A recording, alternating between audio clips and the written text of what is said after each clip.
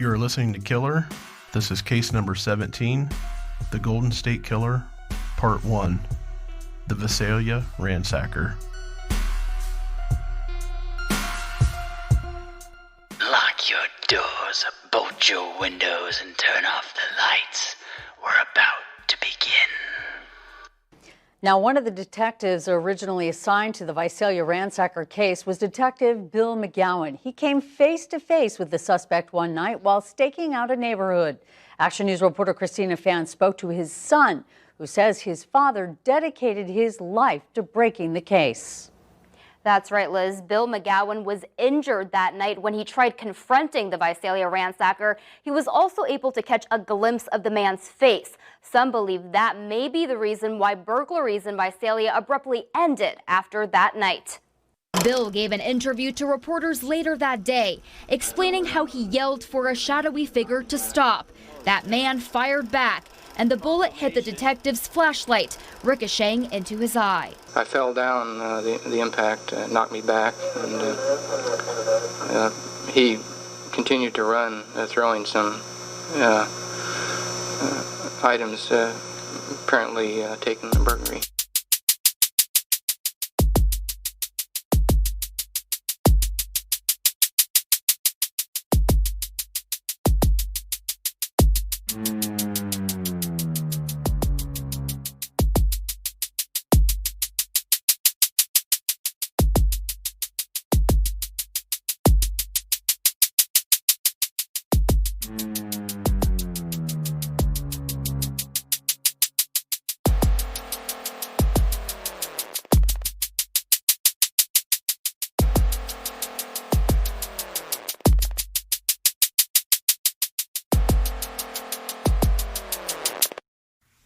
The town of Visalia, California, was a very quiet town in the 1970s until an infamous prowler began to strike fear in those who lived there. There are a handful of incidents that occurred in the summer of 1973 that are suspected to be related to the Visalia Ransacker, or VR for short. These incidents, however, don't necessarily fit the full MO of the VR, but may be connected. Both of the events occurred on South DeMary Street. Residents there reported prowler activity in the area. However, nothing came of this. A few weeks later, that home was ransacked in May. In June, another residence was also ransacked on the same street. On September 3rd, 1973, on West Kauai Avenue, a 15-year-old girl reported that while she was in her bedroom, she heard a noise at her window. She opened her blinds and witnessed a man peeking in the window. He ran off as soon as he was spotted. The suspect was described as a white male in his mid-20s with light blonde hair. He had a smooth, round face. On September 10, 1973, on West Kauai Avenue, the mother of the 15-year-old from September 3rd was walking to the curb from her home where her car was parked when she heard a loud noise near her fence. She turned towards the source of the noise and saw a man was leaving her backyard. He jogged away slowly and noticed that she was watching him. Upon noticing, he shouted, "Catch you later, Sandy," and was on his way. She later told police that she thought he was talking to a fake accomplice. The description was the same as her daughter's, adding that he was around 5'10 to 5'11 with a medium build. The fifth possible VR incident occurred in September as well. This was on West Feimster. A 16-year-old spotted a prowler outside of her bedroom window. A sixth report occurred with the same female at the same residence. She was being peeped on again. This time her boyfriend confronted the man. The prowler took off running and said, "Looks like this guy's got us here, Ben," when he was caught. The two talked for a while, but the confrontation ended because the boyfriend thought that the prowler was reaching for a gun. These incidents may not be the work of the VR, but they could possibly be.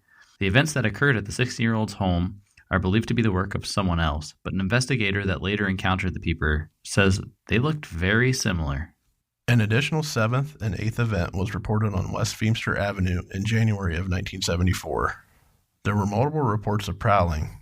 Event number 7 was at the same residence as events 5 and 6, but event 8 was next door.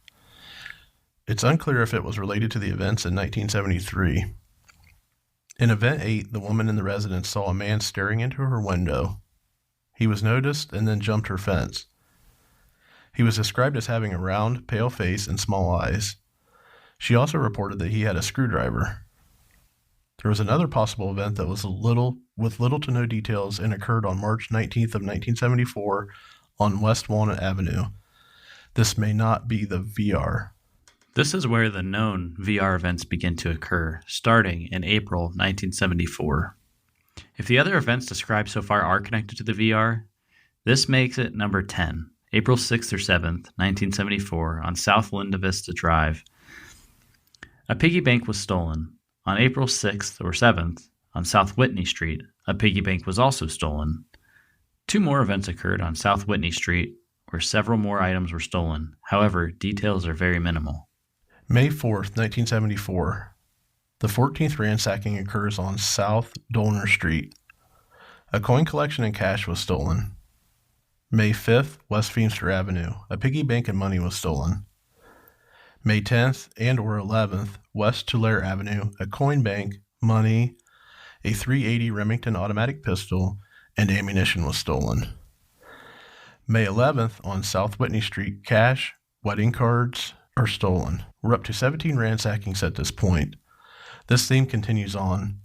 We just wanted to go through the beginning in detail just to give a feel of how many of these there actually are. From this point forward, we're going to discuss only the ransackings of note. To highlight a few of the strange things that are stolen during the ransackings: blue chip stamps, pantyhose, cologne, single earrings from a set, a .22 revolver, 3 boxes of .22 ammunition, and 1.5 boxes of 12-gauge ammunition. The ransackings continue on. By Thanksgiving weekend of 1974, there have been 47 ransackings. More strange items that are stolen are a bra, a lady's wallet, and 2 photos of a victim's children. I want to just take a pause for a minute here and discuss these ransackings as they occur. So the one thing that we didn't really mention prior to getting into the detail of the ransackings is the fact that every time that this prowler / ransacker strikes, he enters the home and he just throws things everywhere. Like, just completely takes everything in the house and just shits everywhere every time he goes through your house. So anytime that we talk about this, so right now we're up to 47 times this guy has done something. Now that includes, I believe, cited prowlings too. So it's not necessarily that he ransacked 47 times, but it's probably in the high 30s at this point. And so every home that he's entered, he just tears it apart basically, and just things are everywhere. It's also rumored that at some homes, he gets sexual gratification and makes a mess on the floor or on the windows and does strange things. And those are reports I've read, but don't know that they're fact at this point. I haven't been able to confirm those. So just, take that with a grain of salt. And I'm not sure if they're from any of the ransackings we've talked about to this point. However, they may be during some of the later ransackings. So that's kind of weird that he goes in and tears the shit out of the place and only steals a few items. I don't know what you would get out of just completely annihilating a place and then taking a few things and then taking it off. Yeah, there's something strange going on where clearly he's getting some kind of gratification from stealing like items of no value. So he'll take like one earring from a set. He would take costume jewelry over expensive jewelry that was sitting right next to it that he could have stolen. He occasionally takes some money and wallets and stuff, but he takes a lot of really strange things, which is always interesting. Well, it sounds like in a couple of the robberies, he took a couple handguns, so that makes him obviously dangerous that he has a couple of guns that don't belong to him. But yeah, other than that, it's just weird stuff like women's bras and just stuff like that. Yeah, photos of a victim's children and stuff like that is bizarre. Yeah, it's going to be interesting to see if they actually tie the what you called sexual gratification to this dude as we talk about this story farther. Yeah. Well, knowing the outcome, I don't think they ever get any DNA evidence of this offender. So I don't think they can actually tie that to any of the crimes officially, if it's true. Okay. Well, I won't dive into that any further. I just thought that was a weird point that looks like he might have rubbed one out on the floor on the window on his way out. Yeah, I've read on several accounts that he would do it on the window and write things on the window with it. But again, I don't know that to be 100% true. Knowing some of the things that happened later, I believe that he did probably relieve himself at the scene of some of these crimes. But I don't know that he was actually like sending messages, if you will. So, yeah, I don't know what to say about that. I think I'll leave that alone. December 21st, 1974, on West Iris Court, a ransacking number 69 occurs. The ransacker stole coins, which happens at most ransackings, cash, and some of their keys. He threw photos of their children on the ground and apparently masturbated and sprayed lotion all over the house. The next day, he sprayed shaving cream all over a home.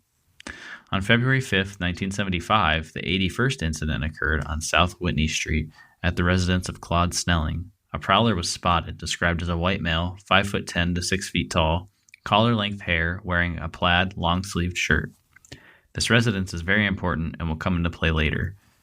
On May 31st, 1975, the 91st incident occurs on South Sewell Street. Coins and 16 rings are stolen, and he laid out clothing and poured orange juice all over them. On July 24th, 1975, on West Kauai Avenue, a room over the garage that a family rented was ransacked. The VR was interrupted by the 19-year-old daughter. The VR pushed her down and fled the scene. The same girl was peeped on by the VR, to which police began to stake out her home. It's possible that the VR was not responsible for this ransacking, but is likely connected. On August 31st, 1975, the 106th incident occurred on West Royal Oaks Drive. A .38 Morocco revolver was stolen, which is later used in a subsequent ransacking attempt. Men's underwear was lined up and down the hallway from the bedroom to the bathroom. Yeah, and like right here is, we went into detail more about the masturbating at the scene of the crimes and strewing about random things like underwear and clothes and pouring orange juice on them. He would also eat at a lot of these ransackings, where he would just start ransacking a home and then just get into their food and just start eating it and leave some behind. And on occasion, residents would find empty cans outside their house, like in the areas where he was probably prowling and stalking the homes. So, what's also interesting about this is during this time, he would, he had a clear MO where he would prowl. He would stake out your home, it looks like, figure out what your patterns are, and then enter your house. He was very brave and didn't seem to care. We're at 106 incidents at this point. Again, that's not just ransackings. That includes people seeing him, and also the ones that are not necessarily attributed to him in 1973, but are possibly him or probably him. So, in April of 74 is when they officially say the VR starts, right? And then in 73, there's a few incidents that they're claiming probably or possibly could be him, but they're not 100% sure. I included those at the beginning just because I feel like knowing this dude, he probably did start in 73. And maybe a lot of it was they couldn't connect it fully because the MO was slightly different. But, this guy over time will shift his MO a little bit. I mean, he still has very signature things that he does, but he does shift his MO slightly. And what I find fascinating is he would go into homes and he would set up, makeshift alarm systems where he would put like dishes or, loud items next to doorways. So if someone came in and opened the door, they crash open, into the glass or dish plates and makes a bunch of noise, and then he can hear them and escape. A lot of times he would leave an opening somewhere in the home, so he always had an escape route. So like, if he came in a back door, he might leave that door open so that he could just run out the door. Doesn't have to worry about it. Just, GTFO. Peace out. Yeah, so he's really interesting to me. Very sophisticated in a way. Yeah, he obviously has to be staking these homes out to break into this number of homes, and to only have a few people have a glimpse of him across all those events. He has to be spending a fair amount of time, like you said, scoping the places out, making sure he knows exactly when people are coming and going and kind of what their patterns are. But the weird part to me is, laying clothes out, pouring orange juice on them, or lining a hallway with men's underwear. There has to be there's definitely something wrong with the guy, but there has to be some kind of technical term for what he's doing. I kind of feel like that's sort of a way they could profile this guy, because even though that it's a unique thing at each place, it's so random and so weird. Yeah, and I mean, this is the case that got me wanting to do a podcast on true crime, because the first time I heard about it, I mean, I'd been listening to true crime podcasts forever and no one had talked about it. And when you find out how this story unfolds over the next several parts that we're going to do, you wonder how that's possible. And I'm going to guess that a portion of our audience will discover this case for the first time through us. And if that's the case, you're going to scratch your head and go, how did I never hear about this guy? Because to me, what ends up happening over the course of the next several years, from 1975, I think, through 1986, this dude, well, really all the way up till 2018, to be honest with you, or today, this dude is so prolific, yet no one talks about him. But you hear of guys like David Berkowitz, and, to me, people are in love with that case, but that one's not as interesting to me. I think in that case it's 4 or 5 murders. I think it's 4. And it's just kind of random shootings. In this case, this dude is so sophisticated in what he does. He's the Boy Scout of true crime. It's so strange. So anyway, I'll stop preaching about the case itself and get more into the detail here. But yeah, it's one of those things that I really grabbed onto this one and was just I couldn't get enough after I first heard about it. September 11th, 1975, the daughter of Claude Snelling, a 16-year-old student at Mount Whitney High School named Beth, was at home with her family and her boyfriend. The windows were open in their home as their air conditioner had been acting up. Her boyfriend departed around 10 p.m. and the rest of the family went to bed shortly thereafter. Leading up to September 11th, several strange events had occurred at the Snelling residence. On February 5th, as we mentioned earlier, a prowler was reported looking into his daughter's windows. He chased after the man but lost him in the dark. Police were able to match the shoe prints found at the scene to those that match other prints where the VR had been. That's a point that we haven't really discussed much, but one thing that linked a lot of these cases together was that when they would find prowler activity, they would match the shoe prints, and they were always the same shoe. And they were able to connect the VR to a lot of places based on the shoe print. September 6th through the 11th, several prowling reports occurred on Whitney and nearby streets. A week or two before, someone had broken into Claude Snelling's vehicles. On September 10th, the daughter heard a noise outside her bedroom window. She looked outside and didn't see anything as it was too dark. September 11th, at 2:17 a.m., Beth had been sleeping when she woke up to a man lying on top of her, his hand covering her mouth. She was confused at first, but quickly realized what was happening. She thought it was her brother playing a joke, as he had done in the past, but once she looked into the man's eyes, she understood rather quickly this was someone else, with bad intentions. She tried removing his hand from her mouth so that she could breathe. During the initial struggle, one of the braces that held up the bed snapped. During her struggle, the intruder growled at her, "Don't scream or I'll stab you." She didn't know if he had a knife or not, but she believed he would indeed stab her, so she quit struggling and he removed his hand from her face. "You're coming with me," he said. He reached back into his back pocket and pulled out a gun. He then proceeded to grab the girl by the arm and lift her up. The intruder began to drag her out of the bedroom as she asked him, "Why are you doing this? Where are you taking me?" The intruder remained silent as he removed her from the bedroom and escorted her through the dining room. She resisted, pulling away and jerking. She began to cry and violently tried to break free from his grip, but he was too strong. She dug her heels into the floor, trying desperately to stop from being pulled from the home. She was afraid of being shot, but more afraid of being taken from the house. The loud noise that came from her resisting woke her father and brother. The kidnapper made it to the back door, where it has already been left open and the porch light was still on.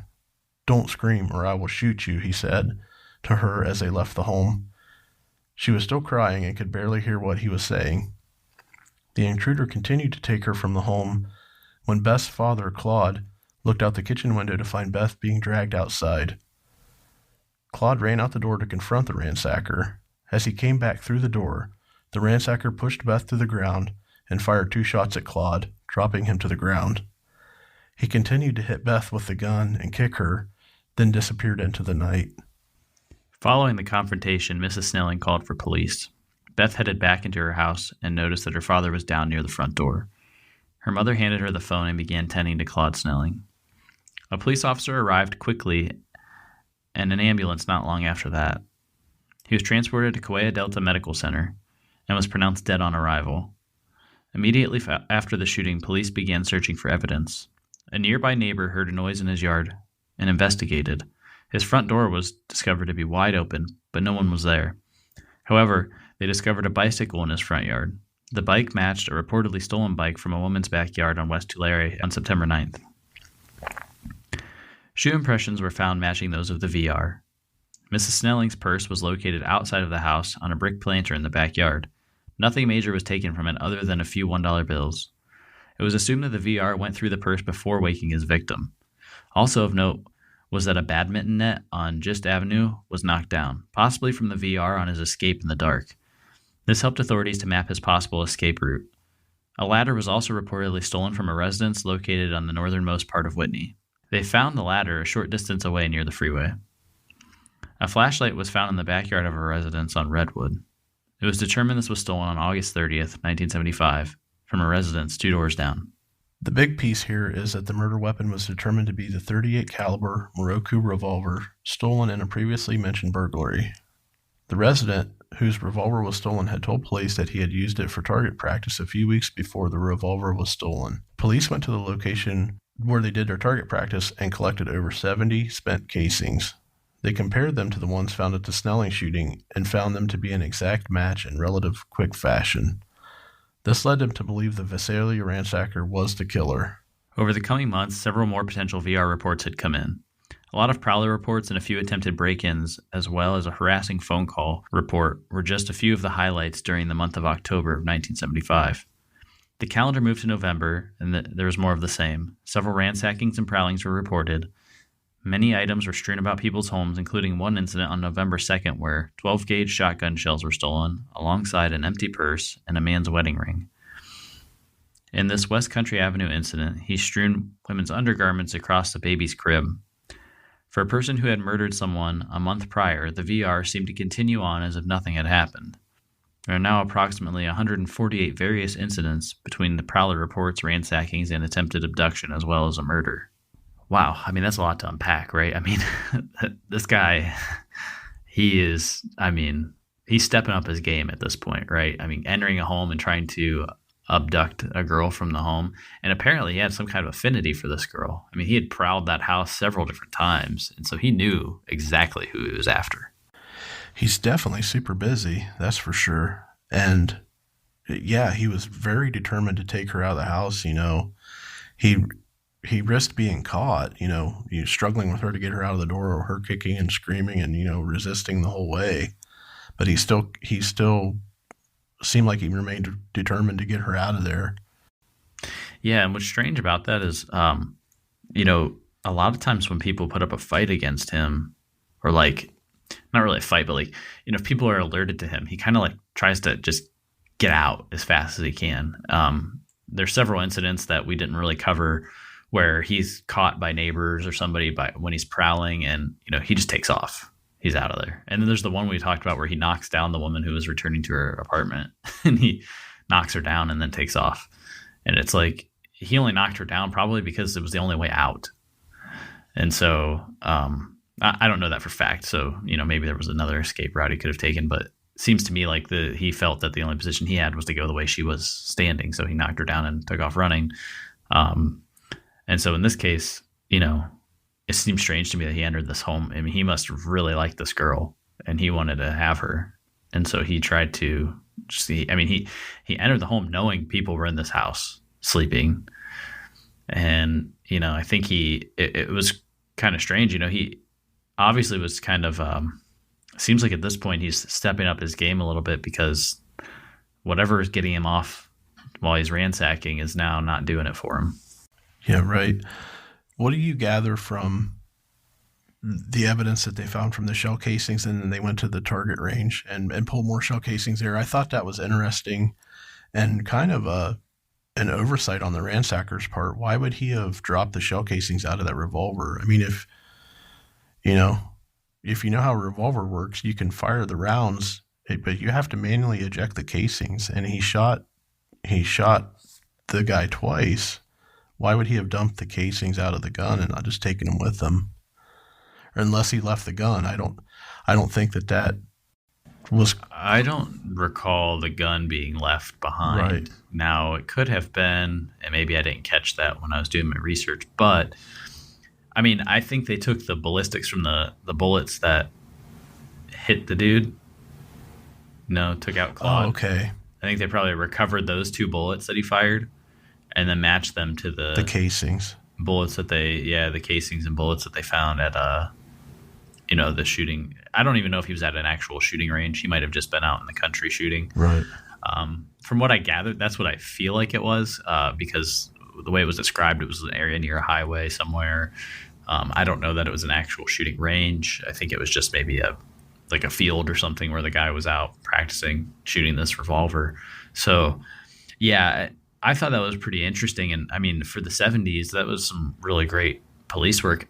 And that's the thing with this case. I mean, they do a lot of great police work, but they can never quite catch this guy. I mean, you read some of these incidents and the things they're doing, and, they're connecting all these footprints to the VR, and, they're finding him prowling and staking out all these homes, but they just can't quite get ahead of him. He's always one step ahead somehow. Mm-hmm.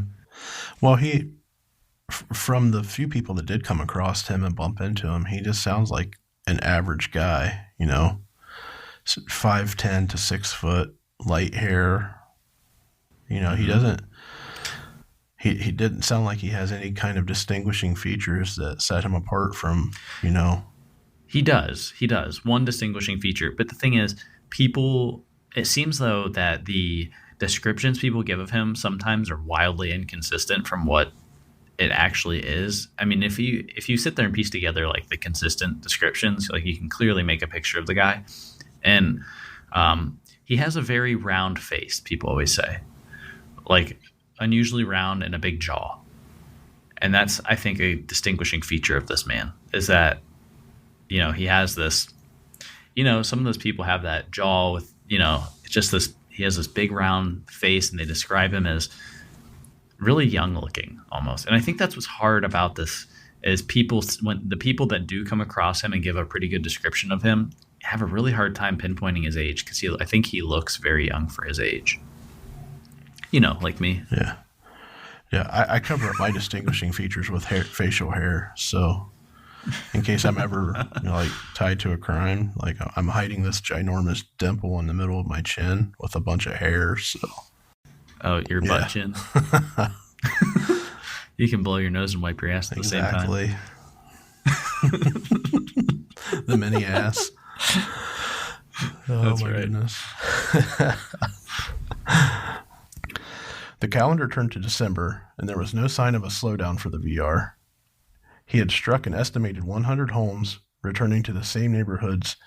He would brazenly enter homes right next door to others he had just ransacked. He was showing no signs of being afraid of law enforcement, or even the homeowners for that matter. His brazen nature was showing that he was either so well prepared that he knew the patterns of the residents in these homes, which led him not to be so afraid of being caught, or he just didn't care. I tend to believe the former. He would rig homes with dishes near entryways to use a makeshift alert system, should someone unexpectedly return. He would turn off furnaces and AC units to reduce the ambient noise. He also seemed to be one step ahead of law enforcement. After the Snelling homicide, the Visalia Police Department began regularly sending out special patrols and stakeouts, trying to catch the VR in the act. On December 9th, 1975, police were made aware of shoe prints found outside of a home. This home would be a focus of the next police stakeout. December 10th, 6 p.m., Officer William McGowan planted himself inside the garage in the home next door to the victims. His partner was also watching the residents from across the street. Sometime after 6:30 p.m., a home was ransacked and burglarized on West Laurel Avenue. This location was about a half a mile away from the home on West Kauai where the officers were waiting. The subject appeared at their stakeout around 8:30 p.m. The VR appeared at the garage that Officer McGowan was staking out. He moved slowly against the shrubbery, crouching on his way to the opening of the garage. He peeked inside. Not noticing McGowan began to follow the VR quietly and observed him as he was heading to the back gate, tampering with the lock. Officer McGowan clicked on his flashlight to surprise the shadowy figure, to which the VR replied, "Oh my God!" in a high-pitched shriek. He spun around and stared with squinted eyes into the beam of light and said, "Oh no, oh my God, no." McGowan yelled, "Police officer, hold it right there." The suspect, wearing his signature ski mask rolled up on his head, reached up and removed his cap with his right hand and put it into his pocket and then took off running. He hopped a nearby gate, landing in the backyard where the footprints were noticed to begin with. "Hold it, put your hands up," McGowan shouted. He chased the suspect over the fence as well. The suspect zigzagged across the yard while yelling, "Oh my God, please don't hurt me. Oh my God, no," in his high-pitched voice. McGowan fired a warning shot into the ground to alert his partner, who already was in pursuit. The prowler ran straight for the fence and hopped it easily. McGowan again warned the suspect he was going to shoot. The suspect again responded with, "Don't hurt me. Oh my God, please don't hurt me," in his shrieking voice. He stopped running. Just as the suspect had stopped running, he turned to his side so that the right half of his body was exposed to the police officer. "Look, my hands are up." He dug around in his jacket with his left hand, to which he turned to face McGowan and fired a shot, striking his flashlight, which knocked him backwards from the fence. A nearby homeowner noticed the VR walking away and noticed the neighbor watching him. The VR then hopped through a few shrubs and bushes and disappeared into the night. So the one distinguishing thing we find out about the VR in this confrontation is that he's a very high-pitched, shrieky voice, especially when he's excited. And so, again, great police work here, right? Police notice the footprints, they get an alert, they start staking out the area, especially after this Claude Snelling shooting. They are waiting for him. He shows up right where they think he's going to. Dude still gets away. And McGowan, his flashlight gets shot, and I believe shrapnel from either the bullet or the metal from the flashlight actually hits him in the eye. It's a pretty intense scene, when I read this and I'm, reading through the incident, like, I still just can't believe he got away. What do you yeah, I can't believe he got away, especially with two officers, near the scene of where everything unfolded. Mm-hmm. But what do you gather of McGowan is, casing this guy? The guy has a ski mask rolled up on his head. He looks suspicious as hell. He's out sneaking around. They've already had 100+ incidents. What do you think of him clicking on his flashlight to surprise the guy? Wouldn't you rather have, in that situation, instead of giving the guy the opportunity to know you're there and turn around and shoot you or stab you, just like jump on his back and take him to the ground in the dark? I was thinking that same thing when I was, reading through this. I'm like, why didn't he take him down? But I don't know if he was either not close enough or he felt, he obviously had to be far enough away that the VR didn't notice him. So to close in on him that quickly and not knowing if he's armed for safety of yourself, if he has a knife in his hand or something, or even a screwdriver or something. If you go try and tackle him, he's going to stab you.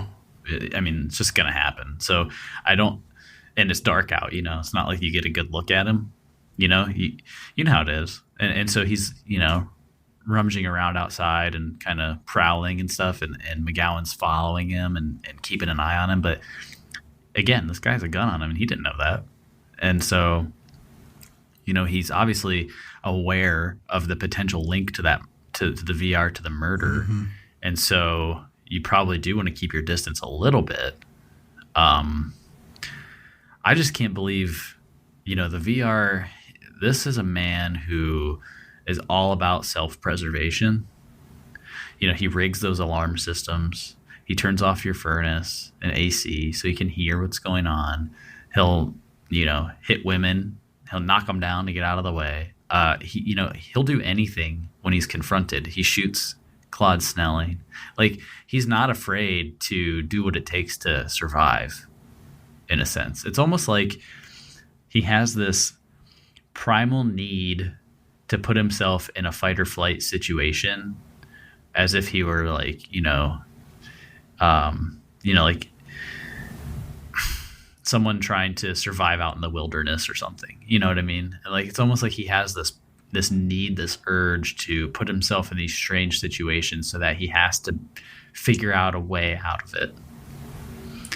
And he's not afraid to do anything possible to get himself to escape.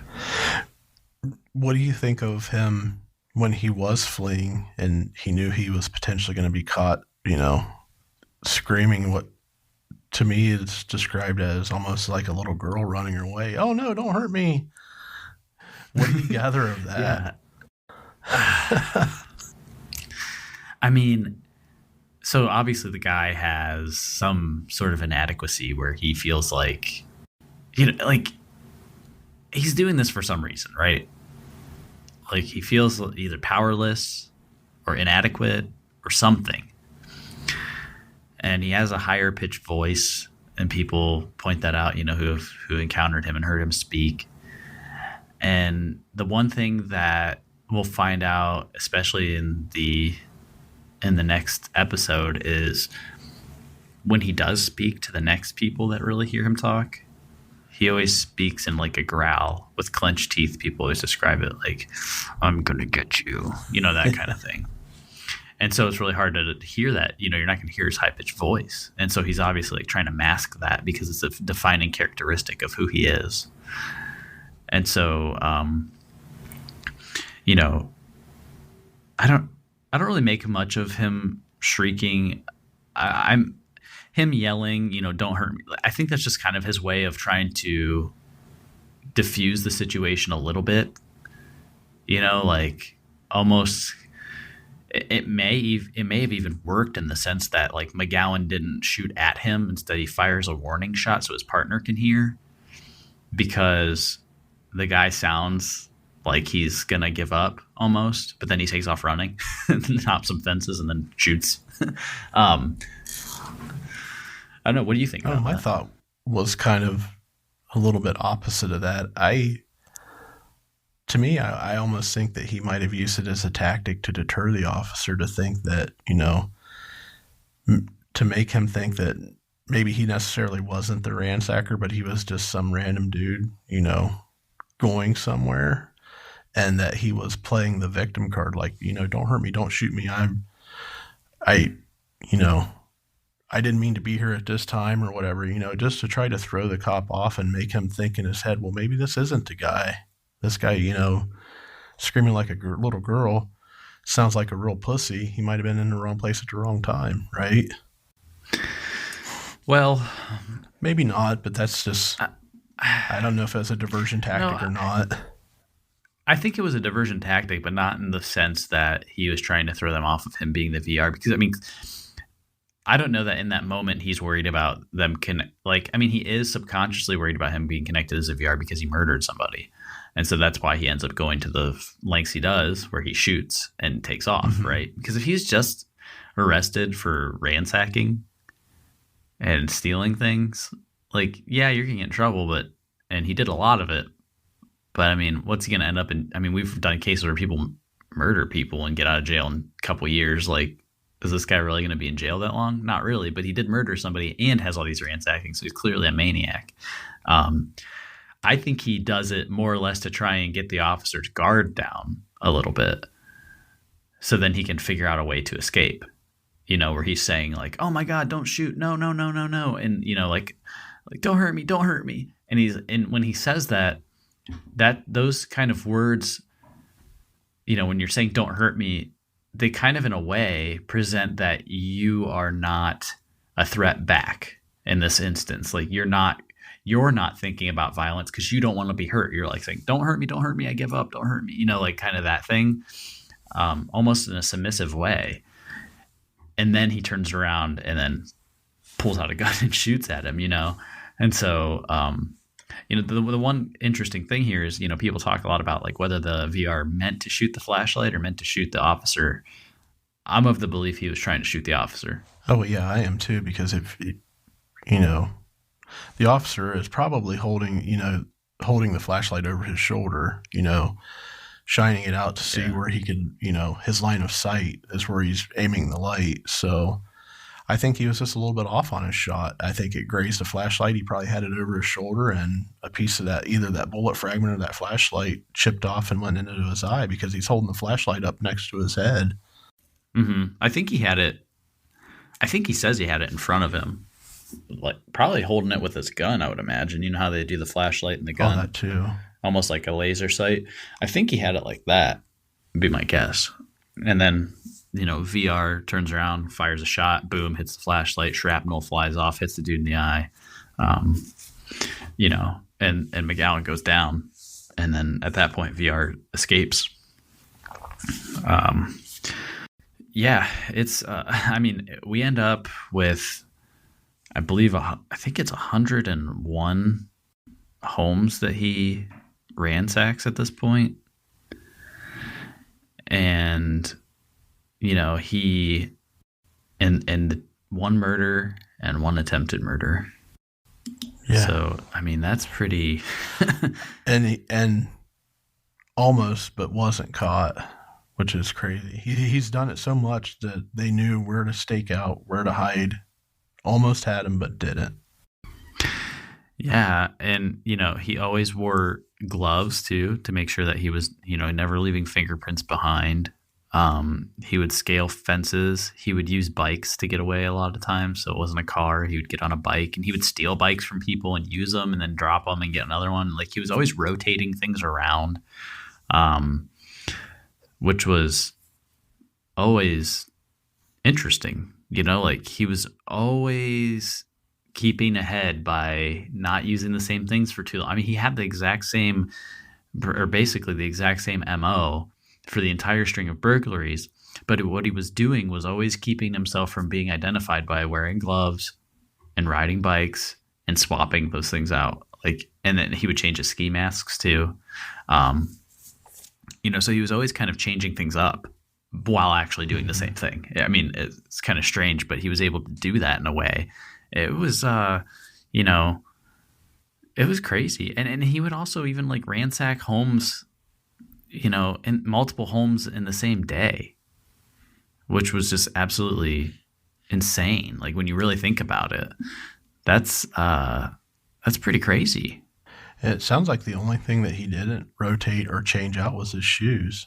They were able to draw a pattern on his shoes, so he must have only had the one pair of shoes that he wore to every incident or crime. Yeah, and that's kind of strange to me. Unless he felt like that particular shoe was so common that the only thing they could get was the pattern and the size, but narrowing it down from there would be next to impossible. No. That's kind of what I'm thinking. I'm thinking that he knew whatever shoe he had was just so common that it was almost impossible to track it down beyond knowing the pattern and the size to connect it. Yeah, that's true. What shoe would have been popular in the mid-'70s that everybody would have had? Go back to the Chuck Taylors or what? I don't know. It could have been those. Did they have the Adidas? You know what I'm talking about, right? Those low top Adidas shoes. Oh yeah, they're pretty generic. Like the Similar to the flat sole, like soccer type shoe. I know what you're talking about. Mm-hmm. Yeah, I don't know. I mean, I'm not a sneakerhead, so I couldn't really tell you much about them beyond that. But yeah, especially from shoes before I was born. And I don't remember what shoes I was wearing when I was 1 and 2 years old. So, yeah, it was. You probably had on your little booty shoes with like they have no soles on them. They're just like the smooth leather, the leather skid pads on the bottom. Yeah, that's right. Or no shoes at all. I have a feeling it was mostly no shoes at all because I don't like to wear shoes now. So I'm that. Yeah, I like to roll like I'm that barefooted hillbilly still a little bit. This is just. I mean, it continues on from here, right? And this is only part one of the story, and so it just keeps getting crazier and crazier as we go on. But this guy was so prolific in his own right that I mean, he did over 100 ransackings, or right about, I think these are 100. It's between 100 and 102. I don't have it in my notes here, but it was definitely in the triple digits at this point, which is just absolutely astounding. And he never gets caught. Yeah. And to preface that, this is just the beginning of this case. We're looking at multiple parts to go through all of the details of this case, and to think that 100 ransackings and one murder, and we're just getting started. This guy's already prolific, and this is just, we're just coming out of the gate with this. That being said, we're going to sign off for this week. And you can join us for part 2 of the Golden State Killer series as we reconvene next Monday. So for David and Craig, we will see you guys next week. Stay safe.